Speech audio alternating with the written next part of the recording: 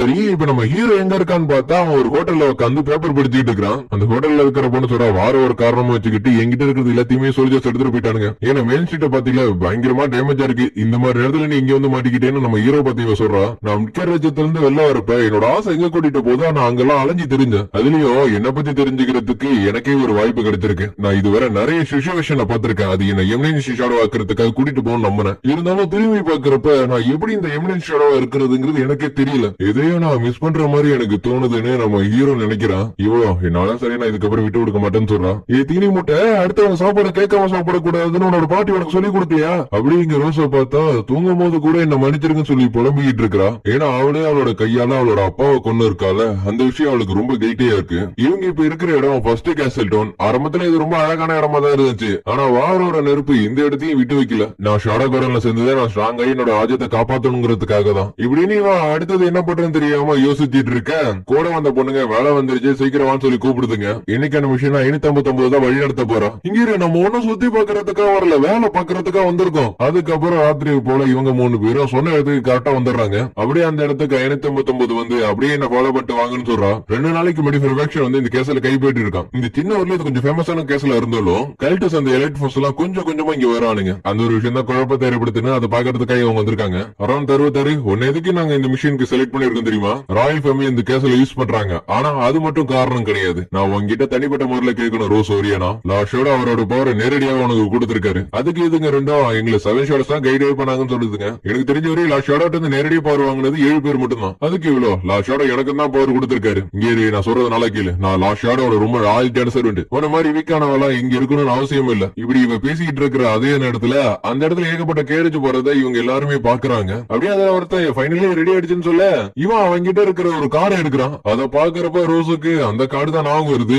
இது அப்படியே அந்த செஞ்சுரியில நடந்த மாதிரியும் இருக்கு. அதோட அந்த கூட்டத்தோட நடுவுல ரோஸ் அவளோட அம்மாவை பாக்குறா. அவங்க ராயல் பிளேட்டா இருக்கிறதுனால கைய வைக்கவும் அடுத்த செகண்டே லாக்ல இருந்த ஒரு பொருள் அன்லாக் ஆயிடுது. இது ஹீரோ பிளேயால பாதுகாக்கப்பட்ட ஒரு லெஜெண்டரி ரிங். இதெல்லாம் வர மருந்து பார்த்தா 559 இந்த ரிங் அவனுங்க ஏதோ ஒரு காரணத்துக்காக தான் எடுத்திருக்கானுங்க. அதனால நம்ம அதை நடக்க விடக்கூடாது, உடனே அதை கைப்பற்றுன்னு சொல்றா. ரோஸும் வேணாம் கீழே என்னோட அம்மா இருக்காங்கன்னு சொல்றா. ஆனா அதெல்லாம் கேட்காம அட்டாக் பண்ண போக ரோஸ் தான் வந்து தடுக்கிறா. எதுக்கு என்னோட அம்மா அட்டாக் பண்றீங்கன்னு. ஓ நீங்க தான் ஷேடோ காரனா, நீங்க எங்களை உழவு பார்த்தது மட்டும் இல்லாம போனஸா ரோஸையும் கூட்டிட்டு வந்திருக்கீங்க. இவன் என்னன்னா எனக்கு ரொம்ப பயமா இருக்கு ரோஸ், எப்படியாச்சும் என்ன காப்பாத்துன்னு சொல்லி கதறா. ரோஸ் கட்சி மாறிட்டான்னு தெரிஞ்சுக்கிட்ட 559 எனக்கு அப்படியே தெரியும் நீ லாஸ்ட் ஷேடோவுக்கு சரௌண்டா இருக்கிறதுக்கு தகுதி இல்லாதவன், உன்னை நான் இப்பயும் என் கையில கொள்றேன். அப்படியே சீன் கட் பண்ணி மிட்கர் ராஜ்யத்துல இருக்கிற காமா கிட்ட நடந்தது எல்லாத்தையுமே ரிப்போர்ட்டா சொல்றா. இதெல்லாம் கேட்கும் போது எனக்கு தெரிஞ்சவரை இது எல்லாமே இந்த ரோஸுக்கு வச்ச டிராப்பா கூட இருக்கலாம்.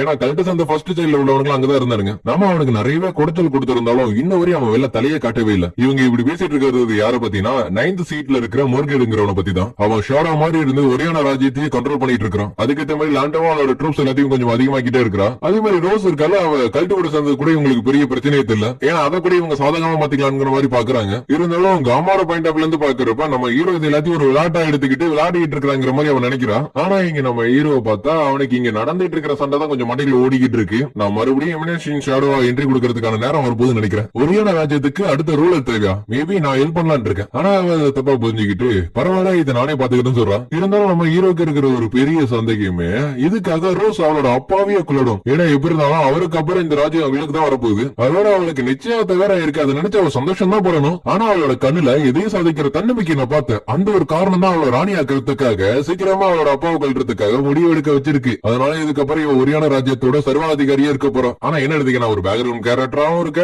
ஷேடோட ஒரு எமினன்ஸாவும் இருக்கிறேன். சப்போஸ் ரோஸே ரொம்ப மோசமா போய் ஹீரோஸே பண்றதுக்காக வந்தானுங்கன்னா நான் இருக்க வந்து என்னோட விளையாட்டை நான் காட்டுவேன். இப்படி எல்லாம் நினைக்கும் போது ரொம்ப சூப்பரா இருக்குல்ல. அப்படியே பார்த்தா சோல்ஜர்ஸ் சொல்லிட்டு ஒரு 3 பேர் வரானுங்க. அவனுங்க என்னன்னா இவள்கிட்ட இருக்கிற எல்லா காசையும் எடுக்கிறது பாக்குறானுங்க. அவன் சொல்றான் முந்தானத்துக்கு தானே வந்து எல்லாத்தையும் எடுத்துட்டு போனீங்க மறுபடியுமா, இல்லன்னா வேற மாதிரி கூட நீ கொடுக்கலாம்னு சொல்றானுங்க. நம்ம ஹீரோ நினைச்சிருந்தா ஒரே அடியில் அவனுக்கு போட்டு தள்ளி இருக்கலாம். அதுக்கு பதிலா பயந்தா குழி மாதிரி நடிக்கவும் அவங்கிட்ட இருக்கிறத பிடிட்டு போயிடறானுங்க. சரி நீ பயந்தா குழி மாதிரி இந்த மாதிரி பிடிட்டு போவானுங்க இவ சொல்றான். ஆனா உங்க காசு அவனுக்கு எடுத்துட்டு போடல, அது வரை சந்தோஷப்படுங்க நம்ம ஹீரோ சொல்றான். அதுக்கு அவளை பத்தி சொல்றான். அவ லாலா சிட்டில இருந்ததுல இருந்து அவ என்ன மாதிரி வேலை பார்த்துட்டு இருந்தது வரையும் நான் எல்லாத்தையும் விட்டுட்டு வேற எதுக்கு போயிடலாம் தான் நினைச்சேன். ஆனா என்னால முடியல. ஆனா ஒரு நாள் என்ன ஒருத்தரை காப்பாத்தினாரு. அதே மாதிரி நீ இப்ப என்ன காப்பாத்தி இருக்க. ஆனா 2 பேருமே ஒரே ஆள் வாங்குறது அவளுக்கு தெரியாது. நம்ம ஹீரோ சரி நான் இந்த இடத்துல கிளம்பி போறேன்னு சொல்றான். தங்கறது திங்கிறதுக்கு எவ்வளவு கொஞ்சம் சொல்ல முடியுமா? அதுக்கு அவளை நீ என்னோட உயிரை காப்பாத்திருக்க, அதனால அதெல்லாம் வேணாம்னு சொல்றான். சரி ரைட் வீடுன்னு சொல்லிட்டு நம்ம ஹீரோ அங்க இருந்து கிளம்பி போறான். ரோஸ சர்வாதிகாரியா மாத்துறதுக்காக கொஞ்ச நாளைக்கு முன்னாடி நம்ம ஹீரோ ஒரு வேலையை பார்த்துட்டு இருக்கான். ஜெயிலுக்கு போய் ஜெயில இருக்கிறவங்க கூட சண்டை போட்டு அங்க இருந்து தப்பிச்சு போய் வாலண்டியரா ஆர்மில சேர்ந்து அங்க நிறைய வேலையை பார்த்து விட்டு இருந்திருக்கான். இதெல்லாம் எதுக்காக? நான் அவளுக்கு உதவி பண்ணணும்னு நினைக்கிறேன் அப்படிங்க பார்த்தா ஒரு 3 பேரு பக்கத்துல ஏதோ ஒரு புதையல் இருக்கிற மாதிரி பேசிட்டு இருக்கிறானுங்க.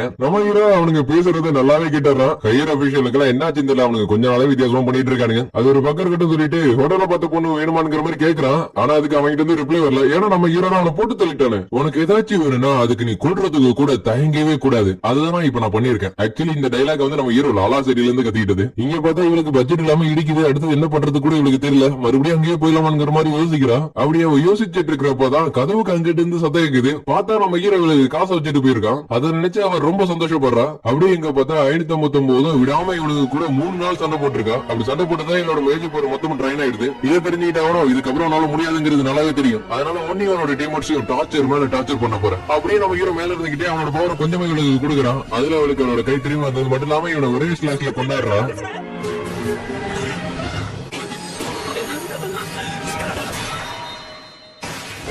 அதுக்கப்புறம் பார்த்தா இவங்க 2 பேரும் ஆச்சரியத்தோட பாத்துட்டு இருக்காங்க. அடிப்பட்ட காயம் எல்லாமே எப்படி ஹீலா நினைச்சிரு. லாஸ்டோட நான் உங்களை மறுபடியும் பார்த்ததுல ரொம்ப சந்தோஷம் சொல்றேன். ஹீரோ இவள்கிட்ட நேரடியாக இருக்கிறான். பிரஷர் எங்கேயாச்சும் இங்க இருக்கான் தெரியல. ஆனா அதுக்கு முன்னாடி உங்கள்ட்ட நான் ஒரு ரிப்போர்ட் பண்ணணும். ஷாடோ கார்டனஸ் இந்த 60 நமக்கு துரோகம் பண்ணிட்டான். என்னது எம்ப்ளாயோட ஐடி நம்பர் மாதிரி இருக்கு. இதுங்களே எடுத்து சொல்லுதுங்க. அவளோட அம்மாவை காப்பாத்துறதுக்காக தான் அவன் இப்படி பண்ணிருக்காரு. ஆனா 559 தான் அவளோட முடியல ரொம்ப கரெக்டா இருக்கான். ஹீரோ என்னடா இதுங்க வளவலன்னு பேசிட்டு இருக்குங்கிற மாதிரி தான் பாத்துக்கிட்டு இருக்கான். அப்படியே அவனுக்கு ரோஸோட கல்யாணம் பெற்றது தெரியுமா?